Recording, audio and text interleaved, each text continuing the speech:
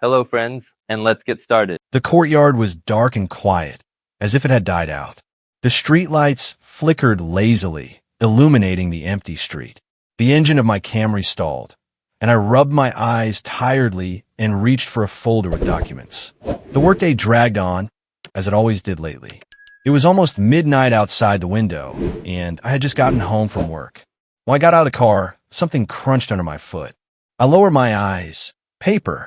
But it wasn't fallen, it was lying neatly next to me as if someone had just thrown it under my car. The sheet was folded in two, crumpled slightly at the edges, as if it had been held in my hands for a long time. For some reason, it was immediately unsettling. A fine? An advertisement? It didn't seem like it. I turned it around. Smooth, stiff handwriting. Black paste. No date, no name. Just a few lines that seemed to shoot me right in the face. You have no idea what your wife does after midnight. You want to find out? Come to the chat room tomorrow at 0:30. Her nickname is VelvetViper. Good luck, cuckold. The hand slowly lowered itself. My heart thudded deafeningly in my chest, like someone was pounding from within. I looked up at the second-story windows. A soft, warm light burned in the bedroom.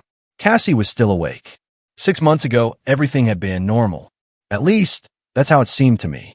Cassie and I had been together for almost 6 years. Met in college, married 2 years later. I practiced law, she practiced photography, but more as a hobby.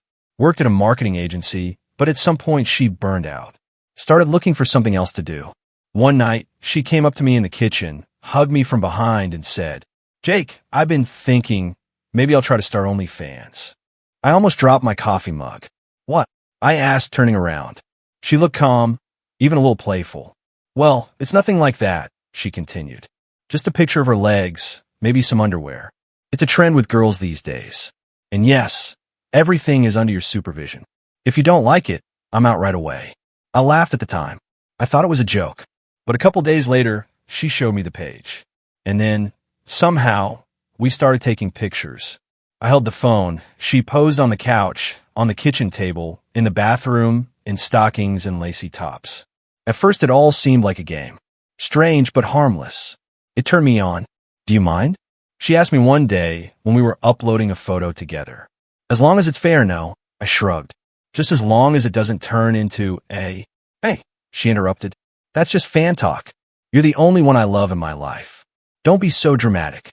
She said this while lying on her stomach in a white lace bodysuit, clicking her mouse and replying to someone in chat room. And then the money came. First it dripped, $300 a month. Then $700. A couple months later, $2,000. She started a studio light, bought a new full-length mirror, ordered dozens of lingerie sets. She said it was for content, and I kept believing. Or maybe I just wanted to believe. Soon subscribers started showing up, writing long posts. Her streamings became regular at night. She called it talking to the audience at night. I tried to stay out of the way. Put on my headphones, played Xbox. I go to bed alone. "It's just work, Jake," she'd say. "You don't get jealous of your clients when you defend them in court, do you?" I nodded. But even then, there was something itching inside. Something I didn't want to touch. It started with little things. Cassie started ordering new underwear literally every week. I watched her open packages. Lace, latex, sheer fabrics. Things she'd never worn before. Even for me. Especially for me. "Subscribers love variety," she said with a chuckle as she posed in front of the mirror. "I'm like an actress, only without the scenes." In the evenings, she disappeared into the guest room, which was now her studio. Dense curtains, a ring lamp, a makeup table, a tripod. She'd latched the door shut. I didn't even ask. Didn't want to hear the answer. Everything seemed to be the same, just quieter. She'd start streaming close to midnight. I'd already gone to bed. Her voices came through the wall, this soft, seductive tone, the giggles, the sighs. It caused a strange mixture, irritation, awkwardness, excitement. Sometimes I listened on purpose. Then I hated myself for it. "The shoot's in town," she said the next day, getting ready and throwing her coat over her ultra-short dress. "I'm in for a couple of hours. The client is a photographer. Just a creative shoot." "Creative, huh?" I asked once, not looking away from the monitor. She stopped at the door, looked at me with a slight squint. What does that mean? You don't believe me? Or are you jealous? Just checking. Jake, her voice grew colder. If you don't trust me, just say so. But I've been honest with you from the beginning. It's a job. People pay. We make money. It's transparent. She kissed me on the cheek and walked away, leaving behind the smell of vanilla and doubt. But then I noticed she'd put a password on her laptop. Our home laptop, the one we used to watch Netflix together and plan trips. Now it's become a closed fortress. Why? I asked. Privacy is an important part of the brand, she smiled.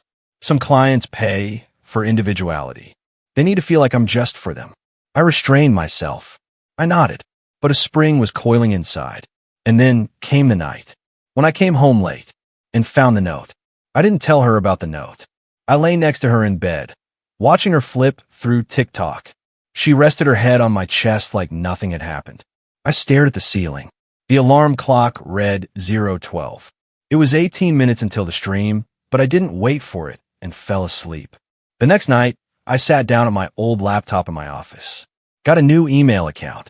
I registered on the site with my age, paid my monthly subscription, and found the right nickname, VelvetViper. She was already online. The camera was angled overhead, and the room was filled with soft purple light. Cassie was on the screen. My wife, in black see-through lingerie and with her hair loose. She was smiling, chatting with her followers, answering questions, making jokes, making eyes at the camera. Hello, my sweeties. It's Friday night, which means it's a special night. I like to host a private stream for the most generous. She licked her lip, looked languidly into the lens. And tonight it's going to be really hot. A counter appeared on the screen. Private stream starts in 5 minutes. I sat there unblinking. My hands were cold. The pulse in my temples beat like a hammer. When the stream went private, the chat disappeared. All that was left was her. But her gaze was different now. More focused. More personal. Like she already knew who she was talking to. I'm glad you came again, she said, lowering the shoulder strap. Yesterday was incredible. Do you want me to repeat something you particularly enjoyed today? She said it, not to the screen, to someone. The camera tilted slightly, someone holding it in their hands. I recoiled from the laptop like I'd been electrocuted. You're just like that guy yesterday. Don't worry, honey. My husband won't know anything anyway, she laughed. The laugh was light, almost joyful. A second later, a man appeared in the frame. A real man. Strong, tan, tattooed. The camera swung slightly. He put his hands on her waist, leaned toward her. She didn't resist. She was doing this stream with him. Everything that was happening was real. No filters. No editing. No lies. Only now it all made sense. That night, Jake couldn't sleep. He lay on his back in the dark room, barely breathing. Sweat trickled down his temples, his pillow as hot as an oven, but Jake didn't move. When he finally fell asleep, the memory of that hot moment came back to him. The laptop screen glowed in the darkness. A faint violet light, just like in her studio. Everything seemed familiar, but not like that night. I'm glad you came again, she said. The voice was too close, as if it sounded inside her head. The strap fell from her shoulder, smoothly, like a drop running down the glass. He wanted to mute the sound, close the lid, wake up, but he couldn't move. His hands felt like cement. He had to watch. Yesterday had been incredible. Do you want me to repeat something you particularly enjoyed today? But there was no warmth in her voice now. It was predatory, almost theatrical. The camera was shaking, someone was holding it in their hands, bringing it closer to Cassie's face. She wasn't looking at the viewer. She was looking into Jake's eyes. You're just like that guy yesterday. Don't worry, honey. My husband won't find out anyway. She laughed, like a schoolgirl caught playing a prank. But now the laughter was stretching out, becoming muffled, mechanical, like from an old tape recorder. It repeated itself until it began to ring in my ears. The same man appeared in the frame. But now he was taller, whiter, his face blurred, as if painted over. Only the tattoos on his chest pulsed, as if alive.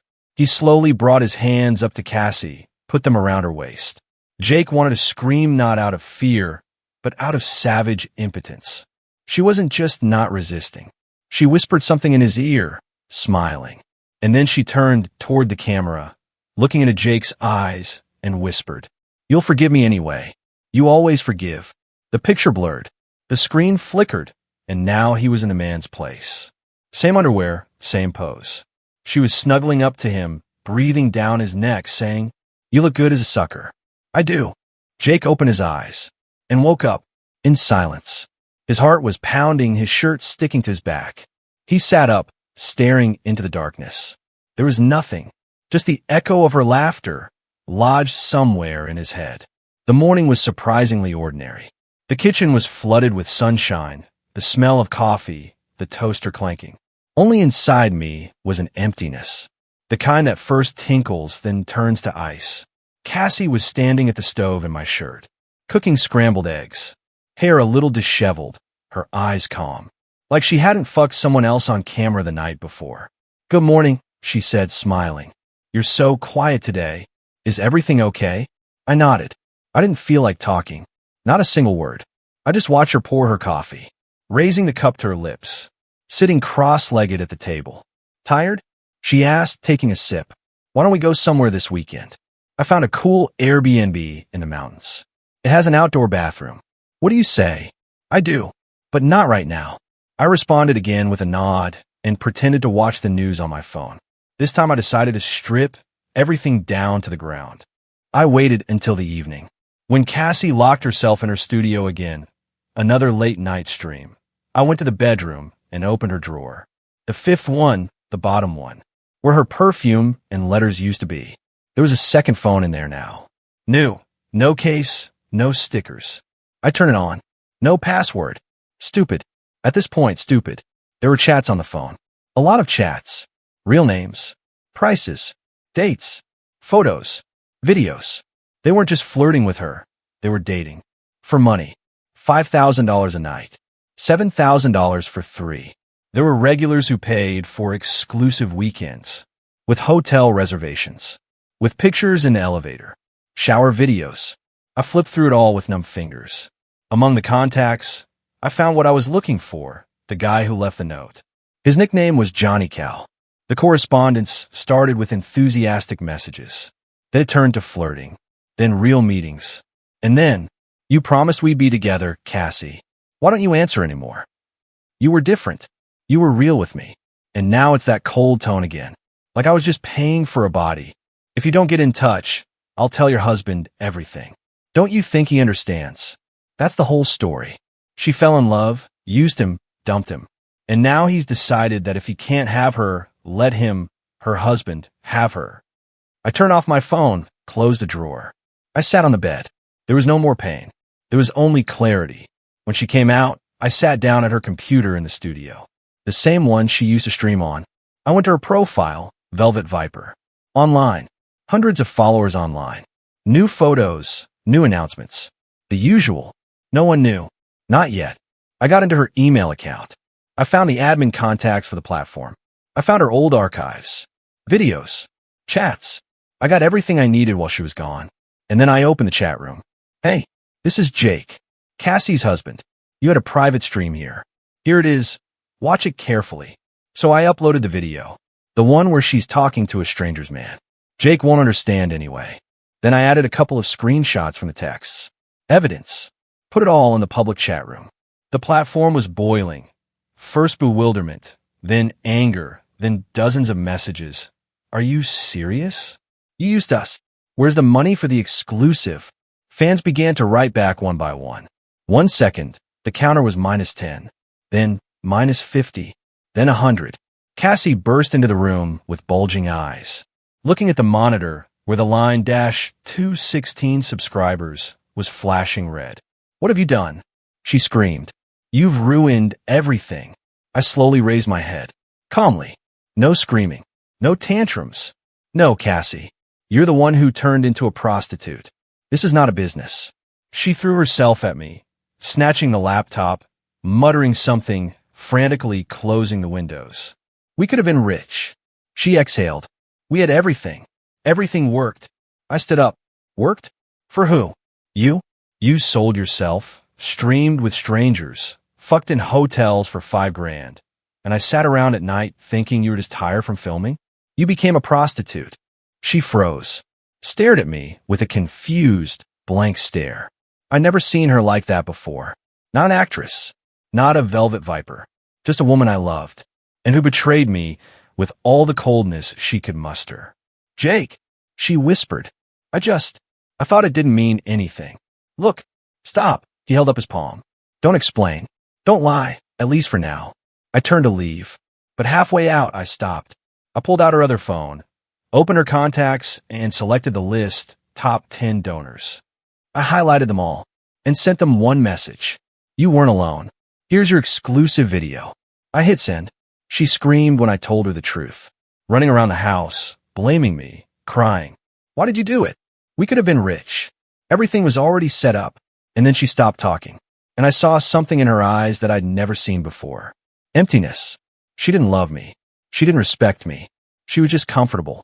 Comfortable living with a man who works through the night, who doesn't ask questions, who brings stability while she sells the illusion of love to hundreds of people on the internet. And I was comfortable, up until a certain point, but not anymore. It took me an hour to pack. I only took the essentials. I left the ring on the nightstand. Didn't even say goodbye. Just walked out. I stopped at a gas station on the way, got a coffee, got in the car, turned on the radio, and for the first time in a long time, I took a deep breath. And then I got that text message. Brother, I was third. And trust me, you did the right thing. I reread it about 10 times. And you know, there was no anger in it. No jealousy, no snide remarks. Just a confession. Surprisingly honest. Almost human. I didn't answer. I didn't, because it doesn't matter anymore. Cassie's in the past, like this whole life of trying to be comfortable, in which I tried not to see the obvious, where love could be replaced with likes and donations. It's different now. I don't know where I'm going, but I know exactly where I left, and that's probably the one decision I'll never regret. It's been 9 months. Cassie's been trying to get in touch. She wrote, called, even came by the office. One day, I went out and saw her on the hood of my car, wearing sunglasses like nothing had happened. I miss you, she said, chewing gum. We were a good team. I looked at her for a long time, in silence, and I just got in my car and drove away. Not a word. No reason to hope. A couple weeks later, her account was deleted. Either the platform banned her or she gave up. Money ran out. Clients were gone. Everything she'd built fell apart. I heard she tried to get back into office work. Didn't work out. One of her former fans leaked her video to the public. Now every interview ends at the enter your name in Google stage. Last I heard, she'd moved to Vegas, living with some DJ or bartending. I don't care. And I moved. I changed jobs, quit the law firm, and opened my own practice. Small office, quiet town, clear skies, clients without dirt or scandal. I have a dog now, a black Labrador. Name's Blue. He knows when I'm sick, lies down next to me, and just breathes. Sometimes I remember that stream. Sometimes I dream about it. In color, in detail. She talks again, whispers, laughs. But now when I wake up, it's not her empty pillow next to me, but Blue's soft face and the morning light through the blinds. I grab the leash and we go for a walk. To breathe. To live. I'm not looking for love anymore. I don't play savior. I'm just living honestly. And, you know, that's enough for me. It's more than enough for today. And that's where today's story ends. Thank you for watching to the end. If you enjoyed it, don't forget to like and comment. We'd love to discuss this story with you. See you in the next video.